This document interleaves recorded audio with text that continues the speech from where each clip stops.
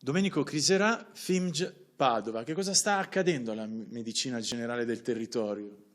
Sta accadendo una cosa grave. Padova è l'unica ASL del Veneto, una delle pochissime, che ha un ospedale di comunità, che è una compensazione tra l'ospedale e il domicilio. Fino adesso affidato a medici di medicina generale e con una decisione unilaterale per una mal interpretata delibera regionale dell'azienda ospedaliera, dell'azienda ASL, vengono sostituiti da geriatri, con la differenza che l'attuale assistenza ai 60 ricoverati, che viene fatta per 12 ore al giorno, 6 giorni alla settimana, passerà a 5 ore al giorno, più 7 ore di reperibilità, con un costo che lieviterà dai 320 euro al giorno a oltre 1.100 euro. Tutto questo per favorire alcune categorie.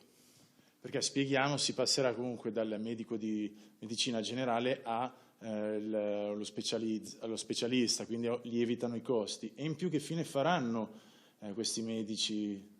Niente, questi medici torneranno a fare la loro attività, che è quella della continuità assistenziale, ma perderemo un know-how di 12 anni in cui questa struttura ha visto passare più di 10.000 pazienti con ottimi risultati e con un forte aiuto alle famiglie al rientro di pazienti disabili o fragili al domicilio.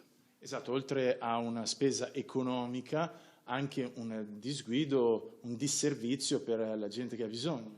Sì, esatto, anche perché i medici, vista questa volontà, si sono dimessi al 31 dicembre e quindi dal 1 gennaio non sappiamo chi li assisterà e che qualifiche avranno, perché ancora i geriatri non sono stati neanche reclutati.